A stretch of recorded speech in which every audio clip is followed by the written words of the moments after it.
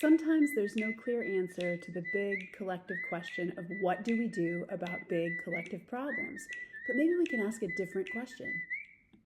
Welcome back one last time to the 50/50 Project, where every week for the last year I've talked through an item on a list made up of one thing I've learned for each year I've lived. A few days ago was my birthday again, pole vaulting me pretty rudely from 50 to 51. And since I'm another year older now and hopefully at least one thing wiser, I thought it might be nice to close out this project with a special bonus. And number 51, do what you do. So, the purpose of this whole project has been to identify some of the most important, in my opinion, things that I've learned over the course of my long, weird life, and to talk a little about why I think they're significant and helpful, even, and maybe especially surrounding those things that I haven't learned to flawlessly implement every single time. And in that way, this list has sort of been made up of stuff I like to think of as kind of timeless.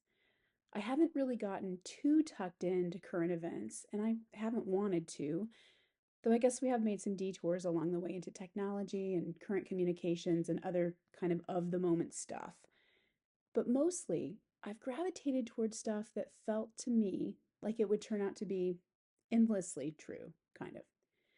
Today, though, I want to talk specifically about the moment we're in right now, because it's kind of a wild one.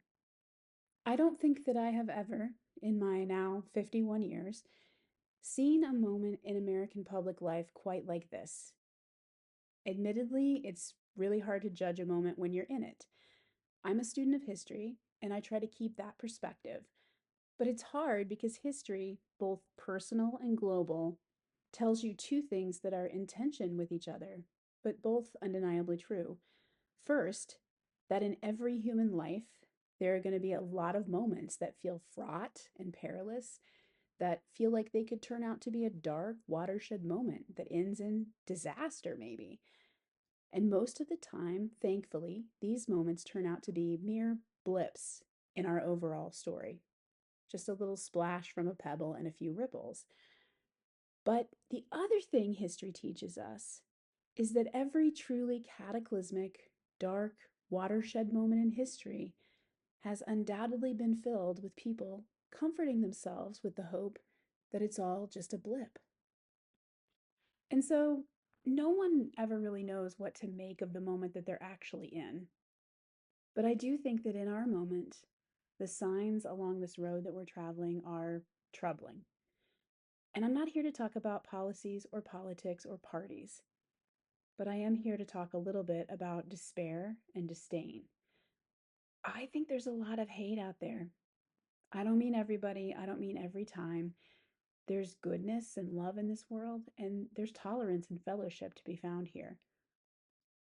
There is still a lot of good stuff going on, but there is so much rage, so much fear, so much of what feels like flat out hate these days. And it's always been there. I'm not here to say that things were great until 10 or 7 or 15 years ago or whatever.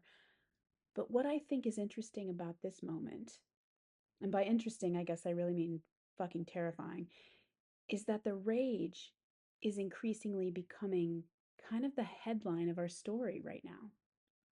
I think all of this is a pretty terrible but pretty logical product of the informational ecosystem.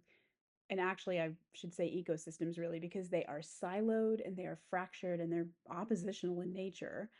But anyway, this is a product of technology, which offers us real time interaction about contentious ideas, but removes the restraining effect of human interaction at exactly that same time.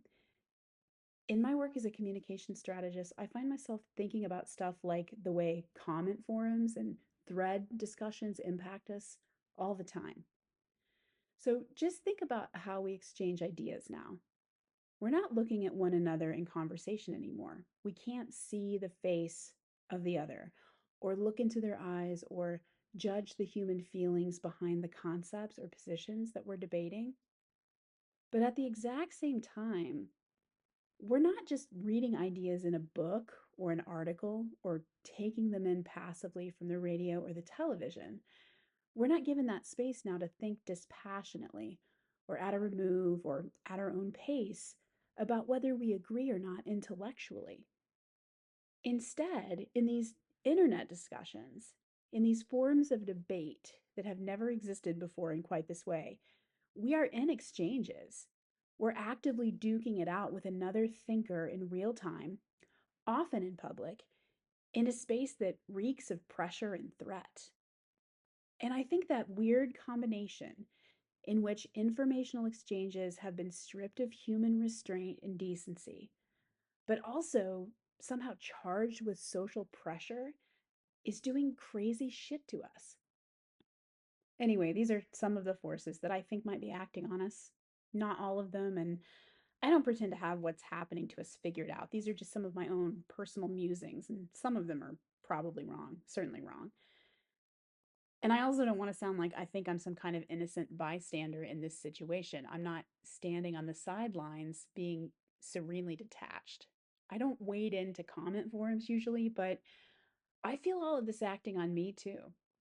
I have snark that I discharge in my own personal spaces on the internet. I have anger that I allow to be stirred up and stoked by things I read there.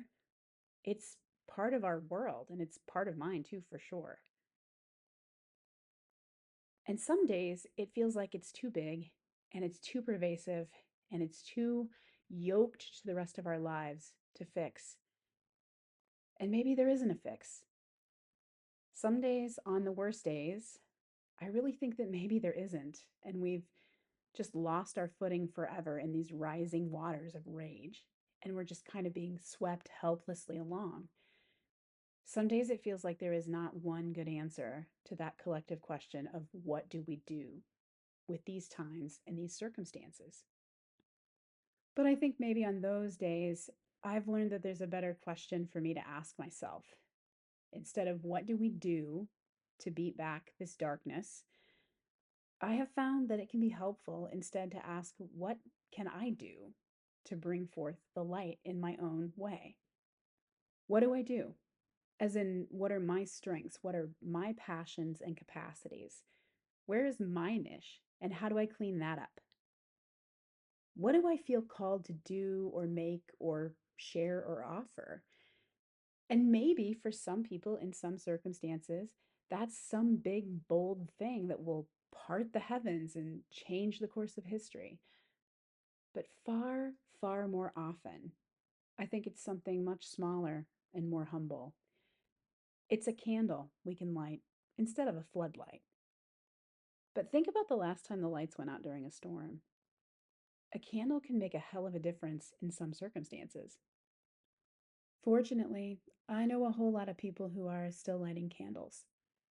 I know someone who makes an extra box lunch and carries it with her to work in downtown Indy, and who has it ready to hand off, along with a $5 bill in case anybody approaches her to ask for help, which sometimes happens in the city. I know someone who, when making quick breads, makes an extra loaf for his elderly neighbor. I've met people working at a university that has fallen on hard times who asked for advice about how to frame those layoff communications that they had no choice but to send so that at least the message itself didn't inflict unnecessary wounds or infuse additional confusion into an already bewildering situation. People who found themselves in a mess too big for them to clean up entirely, but who still asked, how can I make my little part of this process better for other people? I know those who are still teaching their classes with joy, those who are still smiling at the people who come through their checkout lines or to their reception desks, people who are still making their paintings or their poems or their jewelry or their pottery. None of these things solve all the problems we face in one big shot. But all of these things can become, for the moment, and for those we brush up against day by day, the top notes. Some of the things we make are and should be and must be arguments that others will not agree with or convictions that can't be softened. I'm certainly not here to argue that unification justifies capitulation. But for most of us, there will be tucked into the things we do those moments of humanity that invite us to look at faces and remember fellowship, not always, but sometimes. There might be points of beauty that draw us together and maybe help us to say, we all agree that that's a stunning landscape, or a cheerful mug, or a handsome handcrafted breadboard. A moment of shared beauty in a shitty world is not nothing. It's an acknowledgement that we all want something kind, something pretty, something functional and good, and maybe even a hint of a ghost of a shadow of a reminder that at our best, at our truest, we usually want that stuff for others as well as for ourselves. Not always, but sometimes. And then, of course, it's back to the conveyor belt of shit that rolls endlessly before us every day. The news and the comments and the memes and the inflammatory op eds and the derogatory campaign slogans. It's all still there. It's all still threatening. What can we do? I don't really have the slightest clue. But what can I do? Maybe that's a little more answerable. So, my point is that you have to do what you do, and I have to do what I do. Even when those things seem pointlessly small, even when they seem frivolous or flippant in the face of the whole giant, unrelenting shitstorm that is this moment in modern life. And maybe that won't solve it. I don't know. But what I do know is that if we each stop doing the best of what we do because we fear it's not good enough or big enough or a stalwart or serious enough response to a really dark moment, if we each throw in the towel on the things that make us and those around us feel more optimistic or altruistic, feel more hopeful or helpful in whatever small way, well, then I think we are lost. So do what you do, and I'll do what I do, and we'll see where it gets us all in the end. And now it's time for me to wrap up the 50/50 project and find the next thing that I do. This has been a really delightful experience for me, and while it's mostly been just for me and for a tiny handful of young people who are important to me, if you've listened along, I really thank you so much for doing that. If you found anything helpful in this thing that I've done, I'm very, very glad. Thank you for spending some time with me. And God willing, maybe I'll be back in a year with thing number 52.